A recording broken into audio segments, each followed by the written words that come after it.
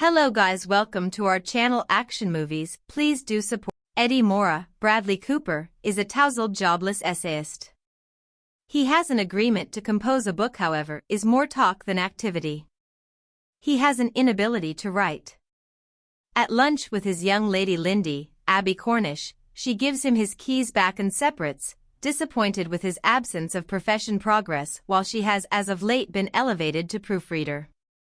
Strolling gloomily down a New York road, he catches his ex-brother by marriage, Vernon, Johnny Whitworth, whom he hasn't seen for quite some time. Vernon is cordial and welcomes Eddie for a beverage. They discuss Melissa, Eddie's most memorable ex, who is living upstate. Eddie admits he is bogged down on the book. Vern, as of now talking with a drug organization, passes Eddie another mind drug set for market discharge 1 year from now. Vern needs to go yet leaves his business card. Eddie brings the clear pill returning home. In the flight of stairs he finds the property manager's better half, where she rails him about late lease and absence of vocation. The medication starts to produce results, and Eddie sees things with lucidity. He begins conversing with the lady unhesitatingly about legitimate investigations and, a brief time frame later, they think of her graduate school paper together, then engage in sexual relations. Back in his careless loft, Eddie sees the wreck and rapidly tidies up. He then gets on his PC and starts composing. The words fly. The following morning he has returned to ordinary, yet he has a few hundred pages of his book printed out. He takes them to his proofreader, who eyes them watchfully. At his loft, he actually looks at his voice message. The supervisor is restless to talk. She has perused 40 pages and is dazzled. Eddie goes to visit Vernon. Vern's face is bloodied, however won't get out whatever occurred, yet he makes sense of the medication is called NZT-48 and requests that Eddie get his laundry and some food. For another pill, Eddie will do anything. On return, the entryway is slightly open, Vern is on the couch, dead, and the loft stripped. Eddie, shocked and frightened, settles down and calls 911. Trusting that the police will show up, he looks for the NZT-48 reserve and finds a plastic baggie loaded with the pills inside the stove, alongside a chunk of change and a location book. He stows away these from the police, who at last deliver him after a short meeting. At the police headquarters, he has a telecon with Melissa, his ex, who would rather not see him. Back at home he takes another pill and gets a hairstyle, new garments and inspiration to complete the book in 4 days. He learns piano, cards, wellness, new dialects, and talks like a smarty pants about everything to new companions. One of his audience members, stock agent Kevin Doyle, Darren Goldstein, gives him his business card. From that point, Eddie is welcomed to a jet-set oceanside party down south. He zips around with a darling and a Maserati, then, at that point, flaunts by precipice plunging from more than 100 feet, uncovering that a result of NZT is to move at any point forward, full speed ahead. He has a revelation on how to help the remainder of his life, yet acknowledges he really wants loads of cash to make it happen. He gradually begins day exchanging, however needs more capital rapidly. A bistro proprietor sets him up with a Russian predatory lender, Gennady, Andrew Howard. The Russian hands him $100,000, however takes steps to destroy him in the event that he doesn't repay it. Presently Eddie stock exchanges sincere and quickly builds his money market fund to $2 million. Propositions for employment and correspondence call. Kevin Doyle offers a gathering with first-class business person Carl Van Crackpot. At supper, Lindy is intrigued with the new Eddie. They reassociate. Eddie's photograph shows up in the paper as a secret broker. A man in a tan coat, Tomas Arana, is by all accounts keeping an eye on them. Around evening time Eddie is apprehensive, detecting something. Eddie meets corporate looter Carl Van Nutcase, Robert De Niro, in a cafe. He playfully guarantees prescription as his mystery then, at that point, clarifies his insight and clues at an equation in view of mass brain science. In a limo, Carl tests Eddie by requesting that he survey a record of various organizations. Eddie gathers there is a significant consolidation underway. Carl dropped off Eddie in Chinatown and welcomes him the following day for another gathering. Strolling, Eddie forgets about time, an arising result of NZT. Among disconnected occasions, he reviews Bruce Lee films to assist him with fighting a group of muggers in a tram station. He then winds up in a bar and meets new companions and shags a blonde lady. After 18 hours he winds up back to typical, limping however without memory of ongoing occasions. His jar of NZT-48 is almost vacant and he can't unravel the corporate records any longer. He assembles to ask off the conference with Carl, yet Kevin persuades him to join in. Carl gets some information about Hank Atwood, a corporate opponent who appeared suddenly to conspicuousness quite a while back. However, on the television Eddie sees a news thing about the homicide of a blonde lady in a lodging the earlier day. He pardons himself and spews outside, dreading he might have killed the young lady during his power outage.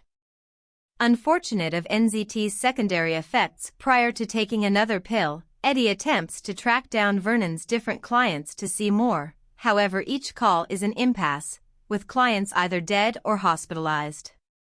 The following call he makes unintentionally rings the telephone of the tan-coat troublemaker sitting on the opposite side of a parquet. Eddie understands the association first and makes a departure.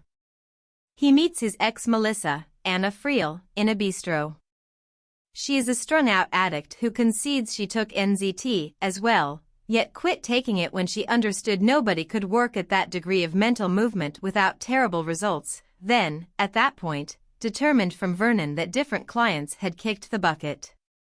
Presently off of it for quite some time, she can't think for over 10 minutes and her life is a wreck. She encourages him to tighten gradually as pure and simple kills. She leaves with an articulated limp. Russian predatory lender Gennady tracks down Eddie and requests his cash. In rousting Eddie, he recognizes a dropped NZT pill and takes it. He feels far better and, subsequent to getting his $100,000 back, lets Eddie go. Eddie, debilitated and messed up, stumbles into Lindy's office.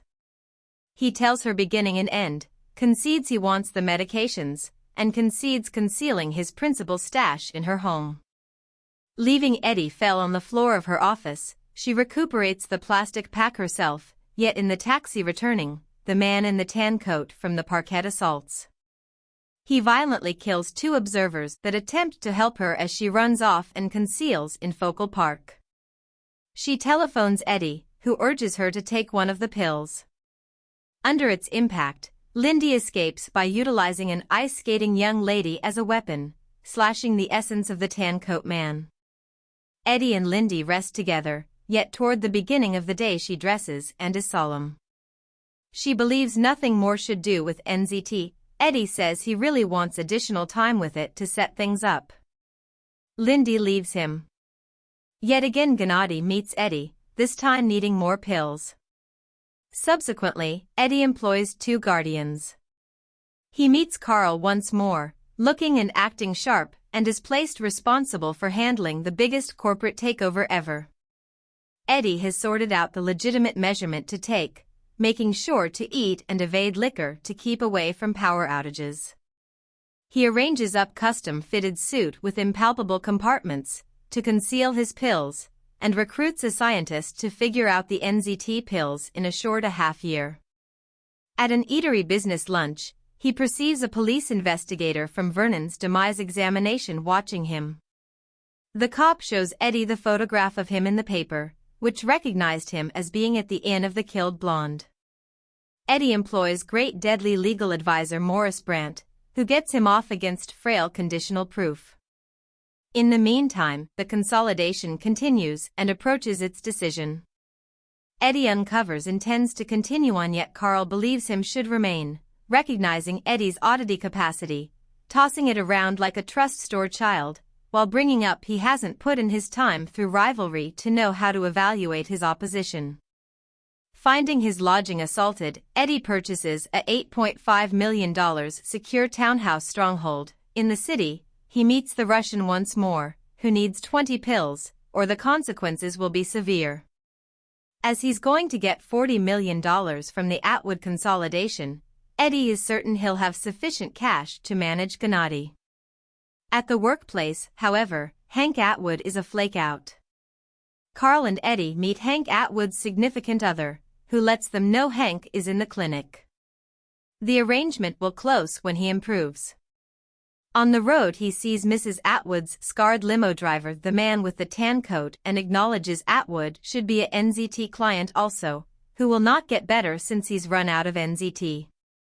For the present, Eddie should go to the police headquarters and stand in an ID setup, however his legal advisor, Morris Brandt, gets him delivered. At the workplace, Carl is disturbed. Atwood is in a trance-like state and Carl needs to know where Eddie has been, thinking Eddie realizes what is happening and thinking double-crossing. In the washroom Eddie finds his pills are missing, taken. A crate shows up addressed to him. Eddie snatches the case and leaves, abandoning a seething Van crackpot. Inside the crate, the cut-off hands of his two protectors. At the townhouse Eddie sits in front of the television and sees Mrs. Atwood and her legal advisor, who's additionally his legal counselor, Morris Brandt. As he understands that is where his secret pills went, he sees the Russians coming for him from the surveillance cameras, who attack his steel entryway with a trimming tool. Eddie goes to the overhang edge, prepared to commit suicide as opposed to surrender to their without a doubt excruciating torment. He unexpectedly recollects where one final NZT pill is and attempts to recover it, however loses it as the Russians break in. Gennady shoots up his own last pill, changed over into an injectable structure, and starts to plan Eddie for the sluggish, excruciating torment he's going to encounter. With one last push, Eddie figures out how to reverse the situation and kill Gennady. The other two Russian hooligans, having been in the middle of breaking Eddie's, protected with drills, return to the room. Eddie figures out how to fend them off subsequent to lapping up Gennady's NZT-improved blood, blinding one preceding killing both justifiably. At the emergency clinic Hank Atwood kicks the bucket. That's what Eddie understands, however Brandt took his pills. He didn't give them to Mr. Atwood. Eddie meets the man with the tan coat in the lounge area, who, now that his supervisor is dead, helps Eddie's pursuit through Brandt's protected, where he finds his pills parcel while the tan coat man looks after Brandt, tied and choked on the floor. After a year, Eddie's book is distributed, and he's running for the U.S. Senate, New York. He gets an unexpected visit from Carl in his mission office. However warm from the start, Carl hints that he knows how Eddie has made it happen and has, accordingly, shut down his NZT lab. Carl will ensure a boundless stock as a trade-off for some future inside data. Eddie forcefully returns. Flaunting his capacities, he says he is off NZT and doesn't require it, having become for all time upgraded, and drives Carl away. At an upscale Chinese cafe Eddie and Lindy are together once more. He arranges his food in familiar Chinese then, at that point, sees Lindy's bewildered gaze. "What?" he asks with pretended lowliness.